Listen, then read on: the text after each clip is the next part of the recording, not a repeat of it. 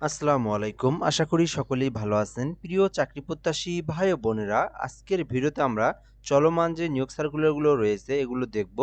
অর্থাৎ একটা ভিডিওর মাধ্যমেই যতগুলো সার্কুলার বর্তমানে চলমান রয়েছে সবগুলো সার্কুলার দেখব। দেখতে পারতেছেন এখানে অনেকগুলো কিন্তু পিডিএফ রয়েছে। সবগুলো সার্কুলার আপনাদেরকে দেখে শুনে এবং বুঝিয়ে দেওয়ার চেষ্টা করব। এখানে পদের নাম, পদসংখ্যা, বেতন স্কেল, শিক্ষাগত যোগ্যতা সকল কিছু আপনারা বুঝতে পারবেন ভিডিওটা সম্পূর্ণ শেষ পর্যন্ত দেখলে। আচ্ছা, তার আগে একটা বিষয় বলে নেই, যারা আমাদের এই চ্যানেলে নতুন, এই চ্যানেলটাতে অবশ্যই সাবস্ক্রাইব করে রাখবেন। বাংলাদেশের সরকারি যত নিয়োগ সার্কুলার আছে, সকল সরকারি নিয়োগ সার্কুলার আমাদের এই চ্যানেলে আপলোড করা হয়। এজন্য অবশ্যই আপনারা চ্যানেলটাতে সাবস্ক্রাইব করে আমাদের সঙ্গে যুক্ত থাকবেন। তো এগুলো কিন্তু সবগুলো সরকারি চাকরি এবং স্থায়ী চাকরি। আর এগুলোতে সবগুলোতেই কিন্তু অষ্টম শ্রেণী থেকে নিয়ে অষ্টম, এসএসসি, এইচএসসি, অনার্স, ডিগ্রি সকল শিক্ষাগত যোগ্যতার জন্যই আলাদা আলাদা পদ রয়েছে। তো যে যেটার শিক্ষাগত যোগ্যতাই থাক না কেন সেই কিন্তু আবেদন করতে পারবে। তো সবাই সম্পূর্ণ ভিডিওটা দেখবেন শেষ পর্যন্ত। প্রথম যে সার্কুলারটা দেখাবো এটি হচ্ছে এনজিও বিষয়ক ব্যুরো। এটা হচ্ছে প্রধান উপদেষ্টার কার্যালয়। এটাও একটা সরকারি নিয়োগ সার্কুলার। তো এনজিও বিষয়ক ব্যুরো প্রধান উপদেষ্টার কার্যালয় আগারগাঁও, শেরে বাংলানগর, ঢাকায় রাজস্ব খাতভুক্ত নিম্নোক্ত পদসমূহ পূরণের নিমিত্তে অস্থায়ী ভিত্তিতে সরাসরি নিয়োগের জন্য বাংলাদেশের স্থায়ী নাগরিকদের নিকট হতে নিম্নলিখিত শর্তে এই যে অনলাইনের যে লিঙ্কটা দেওয়া আছে এই ওয়েবসাইটের মাধ্যমে অনলাইন আবেদনের জন্য আহ্বান করা যাচ্ছে। তো এই বিষয়টা আগে আমরা বুঝবো এখানে কি বলা আছে। এটা হচ্ছে একটা এনজিও বিষয়ক ব্যুরো প্রধান উপদেষ্টার কার্যালয় নিয়োগ সার্কুলার এবং এটি সরকারি নিয়োগ সার্কুলার। বাংলাদেশের 64 জেলার যে কোনো প্রার্থী আবেদন করতে পারবে। নারী পুরুষ উভয়ে আবেদন করতে পারবে। অনলাইনের মাধ্যমে আবেদন করতে হবে। এই বিষয়গুলো দেওয়া আছে। ১ নম্বরে দেওয়া আছে কম্পিউটার অপারেটর। এটা হচ্ছে পদের নাম, গ্রেড, বেতন স্কেল দেওয়া আছে। এখানে হচ্ছে ষাট লিপিকার কাম কম্পিউটার অপারেটর ১৩ গ্রেডের, যেটার বেতন স্কেল ১৫ অনুযায়ী ১১,০০০ থেকে ২৬,৫৯০ টাকা পর্যন্ত। ৩২ বছর পর্যন্ত আবেদন করতে পারবেন। তো এইটাতে দুটি পদ রয়েছে। শিক্ষাগত যোগ্যতা বলা হয়েছে এখানে যেকোনো স্বীকৃতি বিশ্ববিদ্যালয় হইতে অনন্য দ্বিতীয় শ্রেণী বা সমমানের সিজিপিএতে স্নাতক বা সমমানের ডিগ্রি। তো আপনারা যারা অনার্স কমপ্লিট করছেন বা ডিগ্রি করছেন আপনারা কিন্তু এই ৬০ লিপিকার কাম কম্পিউটারে আবেদন করতে পারবেন। এটা হচ্ছে ১৩ গ্রেডের একটা নিয়োগ সার্কুলার। ২ নম্বর আছে ড্রাইভার।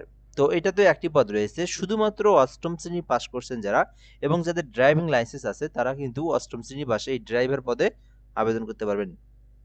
৩ নম্বর আছে অফিস সহকারী কাম কম্পিউটার মুদ্রাক্ষরিক। এইটা হচ্ছে ৩ টি পদ রয়েছে। এক্ষেত্রে আবেদনের জন্য কোন স্বীকৃতি বোর্ড হইতে অনন্য দ্বিতীয় বিভাগ বা সমমানের সিজিপিএতে উচ্চ মাধ্যমিক, অর্থাৎ যারা এইচএসসি পাস করছেন, কম্পিউটার সম্পর্কে বেসিক নলেজ আছে, আপনি টাইপ করতে পারেন। তো তারা কিন্তু অফিস সহকারী কাম কম্পিউটার মুদ্রাক্ষরিকে আবেদন করতে পারবে। এটি হচ্ছে ১৬ গ্রেডের, বেতন স্কেল হচ্ছে ৯,৩০০ থেকে ২২,৪৯০ টাকা পর্যন্ত। তো আপনারা এই সার্কুলারটা দেখতে পারেন। এটাতেও কিন্তু ৩ টি পদ রয়েছে। ৪ নম্বরে আছে অফিস সহায়ক ২০তম গ্রেডের মধ্যে ৩ টি পদ রয়েছে।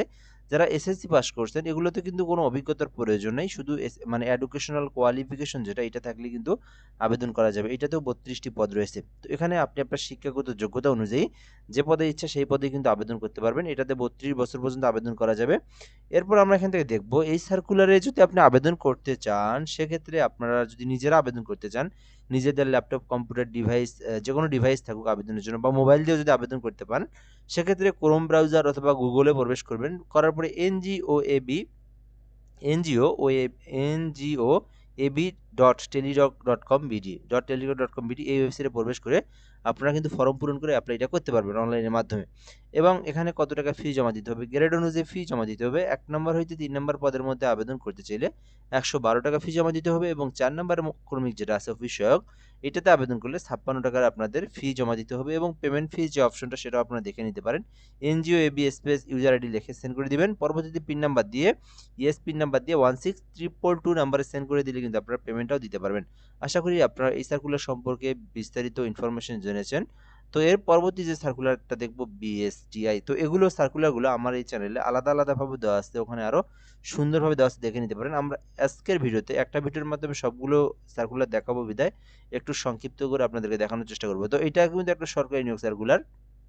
এটা হচ্ছে Bangladesh standards and testing institute BSTI, সকলে কিন্তু নাম শুনে আছেন। এটা হচ্ছে খাদ্য অধিদপ্তরের একটা পার্ট। এটা হচ্ছে আপনার বিএসটিআই। তো এটা হচ্ছে শিল্প মন্ত্রণালয় আর কি। তো এইখানে আবেদন করতে চাইলে করতে পারেন। এটাও কিন্তু রাজস্ব খাতের নিয়োগ সার্কুলার, অর্থাৎ সরকারি নিয়োগ সার্কুলার। বাংলাদেশের যেকোনো জেলার যেকোনো প্রার্থী আবেদন করতে পারবে, নারী পুরুষ উভয়ে আবেদন করতে পারবে।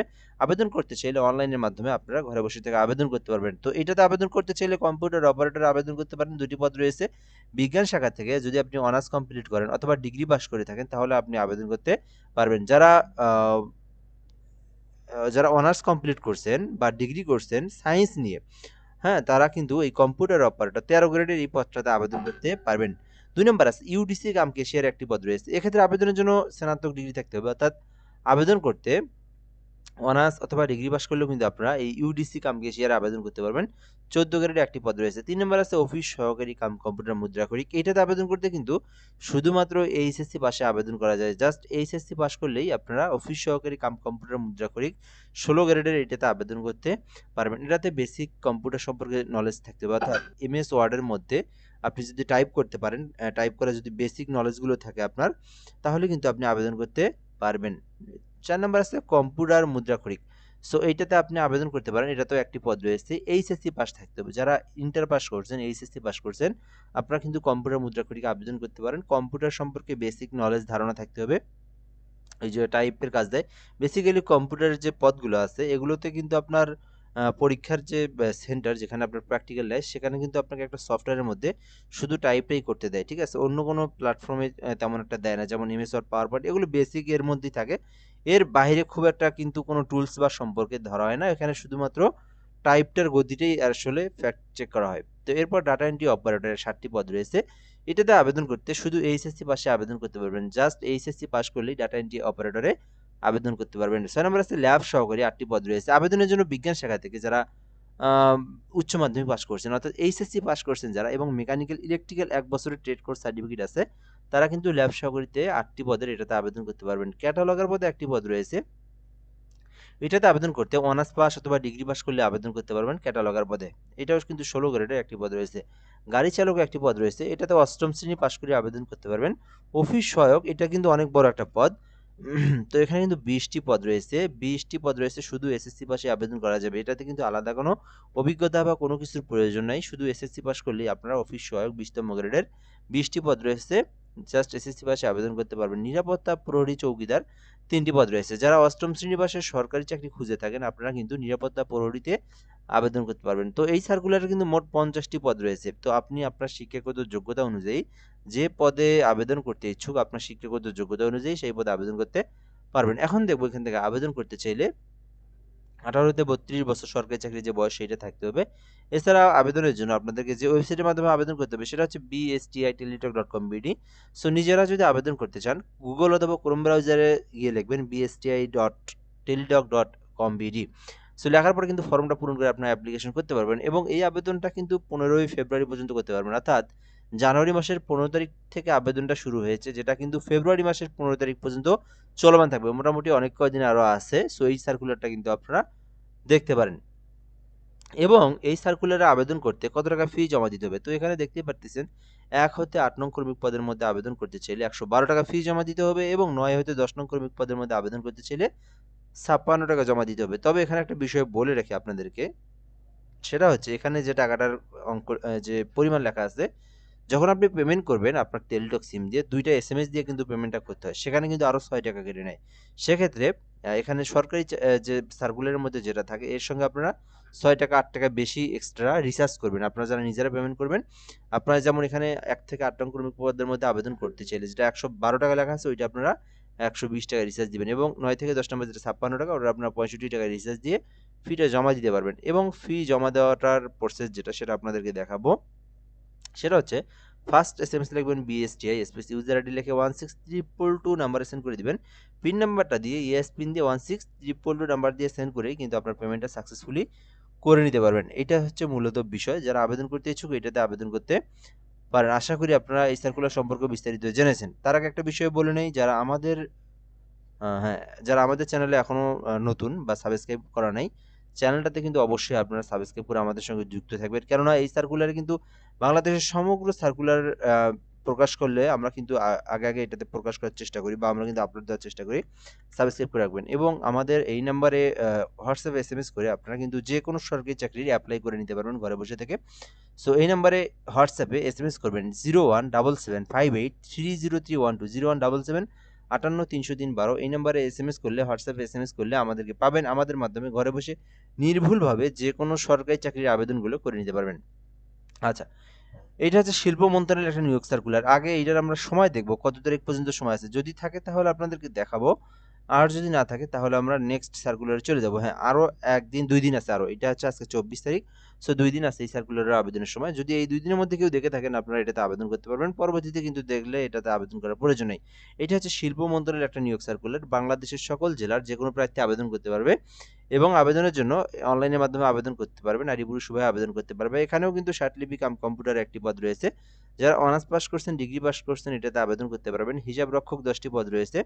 এটাতে আবেদন করতে চাইলেও কিন্তু বিজ্ঞান শাখা ব্যবসা শাখা থেকে যারা অনার্স কমপ্লিট বা ডিগ্রি কমপ্লিট করছেন এটাতে আবেদন করতে পারবেন। ডাটা এন্ট্রি অপারেটরে কিন্তু এইচএসসি পাশে আবেদন করতে পারবেন। বয়লার টেকনিশিয়ানে 3টি পদ রয়েছে। বিজ্ঞান শাখা হতে এইচএসসি যারা পাস করছেন তারা কিন্তু এইটাতে আবেদন করতে পারবেন। এছাড়াও 5 নাম্বার আছে ড্রাইভার 2টি পদ রয়েছে। এটাতে আবেদন করতে শুধুমাত্র অষ্টম শ্রেণী পাস করছেন যারা তারা কিন্তু ড্রাইভার পদে আবেদন করতে পারবেন। 6 নাম্বারে আছে অফিস সহায়ক 9টি পদ রয়েছে। সো এটাতে কিন্তু শুধুমাত্র এসএসসি পাস করেই আপনারা আবেদন করতে পারবেন। এখানে কিন্তু আলাদা কোনো অভিজ্ঞতার প্রয়োজন নেই। সো শুধু এডুকেশনাল কোয়ালিফিকেশনটা থাকলে আবেদন করতে পারবেন।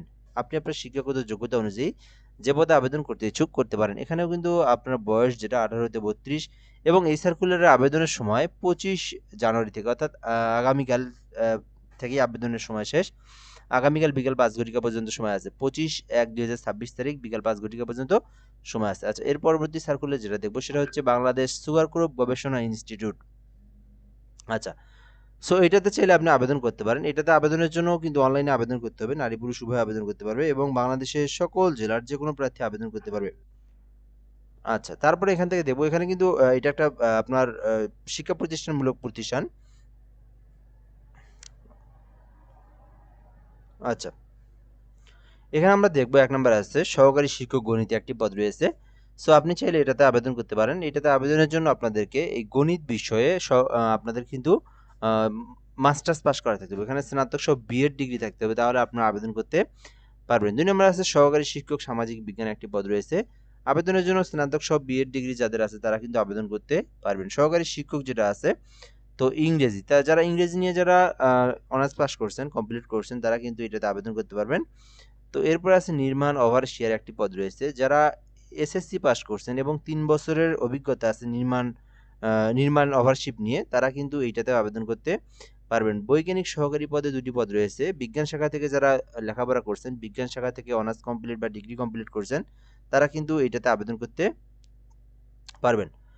এরপরে ফার্মাসিস্ট একটি পদ রয়েছে। আবেদনের জন্য আপনাদেরকে ডিপ্লোমা পাস করতে হবে। ডিপ্লোমা যারা ফার্মাসিস্ট নিয়ে যারা ডিপ্লোমা করছেন, এখান থেকে নার্সিং নিয়ে যারা ডিপ্লোমা করছেন তারা কিন্তু এটাতে আবেদন করতে পারবেন। ক্যাশিয়ারে একটি পদ রয়েছে। বাণিজ্য শাখা থেকে কেউ যদি অনার্স বা ডিগ্রি কমপ্লিট করে থাকেন আবেদন করতে পারবেন। মেকানিক পদে একটি পদ রয়েছে। যারা এসএসসি পাস করছেন এবং এখান থেকে যে বিষয়টা বলা আছে মেকানিক সম্পর্কে আপনার একটা সার্টিফিকেট থাকতে হবে বা কাজের অভিজ্ঞতা থাকতে হবে। তাহলে মেকানিকে আপনারা আবেদন করতে পারবেন। 9 নাম্বার আছে ডাটা এন্ট্রি অপারেটর একটি পদ রয়েছে। উচ্চ মাধ্যমিক পাস করলে অর্থাৎ এইচএসসি পাস করলেই কিন্তু আপনারা ডাটা এন্ট্রি অপারেটরে আবেদন করতে পারবেন। আচ্ছা, এরপর আমরা এখান থেকে দেখব ইলেকট্রিশিয়ান 2টি পদ রয়েছে। এইচএসসি পাস করলে আবেদন করতে পারবেন। তবে ইলেকট্রিশিয়ান যে আপনি সেই প্রমাণস্বরূপ বা সার্টিফিকেট থাকতে হবে বা আপনার কাজের অভিজ্ঞতা থাকতে হবে। তাহলে ইলেকট্রিশিয়ান পদে আবেদন করতে পারবেন। জুনিয়র করণিকে একটি পদ রয়েছে। এইচএসসি পাশে আবেদন করতে পারবেন। স্টোর টেন্ডেলে একটি পদ রয়েছে। এসএসসি পাশে আবেদন করতে পারবেন। তারপর কম্পিউটার অপারেটর একটি পদ রয়েছে। এইচএসসি পাশে আবেদন করতে পারবেন। ফিটারে একটি পদ রয়েছে। এটা তো বিজ্ঞান শাখা থেকে এসএসসি পাস করলে আবেদন করতে পারবেন। ল্যাবরেটরি ফিটারে একটি পদ রয়েছে। এসএসসি পাশে আবেদন করা যাবে।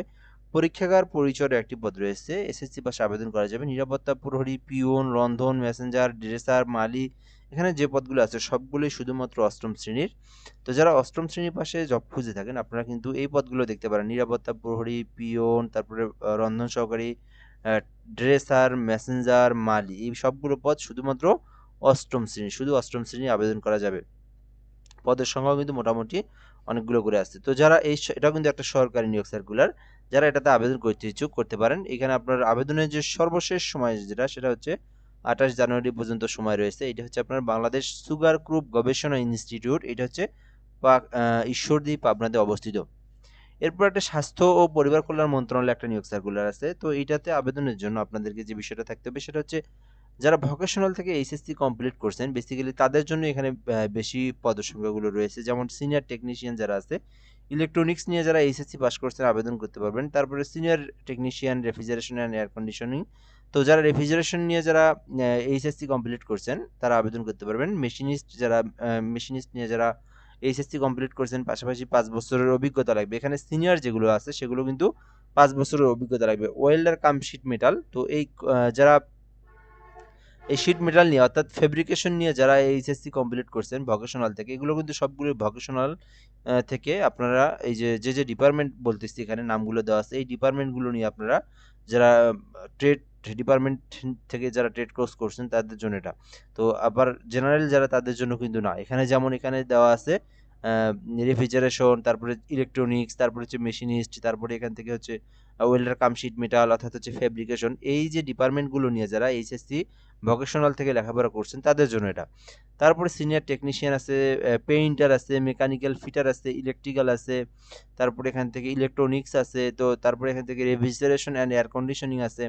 তো এই যে পদগুলো দেখতেছেন সবগুলো কিন্তু আপনার ভোকেশনাল এইচএসসি পাস করতে পারবেন। এগুলো সবগুলো একটি করে পদ রয়েছে এবং এগুলোতে সবগুলোতে অভিজ্ঞতার প্রয়োজন আছে। তবে সর্বশেষ যেটা আছে জুনিয়র মেকানিক, এটাতে কোনো অভিজ্ঞতার প্রয়োজন নাই। ৭৬টি পদ রয়েছে, ৩২ বছর পর্যন্ত আবেদন করতে পারবেন। তো এক্ষেত্রে আবেদনের জন্য ইলেকট্রিক্যাল বা এয়ার কন্ডিশনিং উচ্চ মাধ্যমিক থাকতে হবে, অর্থাৎ কোনো স্বীকৃতি বোর্ড হইতে ইলেকট্রিক্যাল বা এয়ার কন্ডিশনিং নিয়ে যদি আপনি উচ্চ মাধ্যমিক পাস করে থাকেন তাহলে কিন্তু আপনি এইটাতেও আবেদন করতে পারবেন। এরপরে সার্কুলারটা আমরা এখান থেকে দেখব, এটা হচ্ছে ন্যাশনাল ইনস্টিটিউট অফ বায়োটেকনোলজি। তো এটাতে বৈজ্ঞানিক কর্মকর্তা পদে নবম গ্রেডের ৬টি পদ রয়েছে। তো এখানেও কিন্তু বাংলাদেশের যে কোনো জেলার যে কোনো প্রার্থী আবেদন করতে পারবে। এটাতে আবেদনের জন্য কোনো স্বীকৃত বিশ্ববিদ্যালয় হইতে জীব প্রযুক্তি সংশ্লিষ্ট বিষয়ে স্নাতক অর্থাৎ মাস্টার্স পাস থাকতে হবে। মাস্টার্স ডিগ্রি থাকলে আপনি আবেদন করতে পারবেন। এছাড়াও এসএসসি এবং এইচএসসি এগুলো হতে কিন্তু আপনাকে ৩টির মধ্যে একটিতে প্রথম বিভাগ থাকতে হবে এবং অন্যগুলোতে কিন্তু দ্বিতীয় বিভাগ থাকলে আবেদন করতে পারবেন। তবে তৃতীয় বিভাগ হলে কিন্তু আপনি আবেদন করতে পারবেন না। তো যারা মাস্টার্স পাস করছেন জীব প্রযুক্তি নিয়ে তারা কিন্তু এই যে বৈজ্ঞানিক কর্মকর্তা পদে আবেদন করতে পারেন। এটাতে আবেদনের জন্য আপনাদেরকে 18 হতে 32 বছর পর্যন্ত আবেদন করতে পারবেন এবং এই আবেদনটা কিন্তু 24 ফেব্রুয়ারি অর্থাৎ সামনের মাসের 24 তারিখ পর্যন্ত আপনারা আবেদন করতে পারবেন। বহুদিন সময় আছে এবং আবেদনের জন্য nibteletrack.com.bd এই ওয়েবসাইট থেকে আপনাদেরকে আবেদন করতে হবে এবং এটি হচ্ছে আপনার নবম গ্রেডের একটি নিয়োগ সার্কুলার। এই সার্কুলারে আবেদনের জন্য পেমেন্ট ফি আপনাদেরকে জমা দিতে হবে কত টাকা সেটাও আমি আপনাদেরকে দেখাই।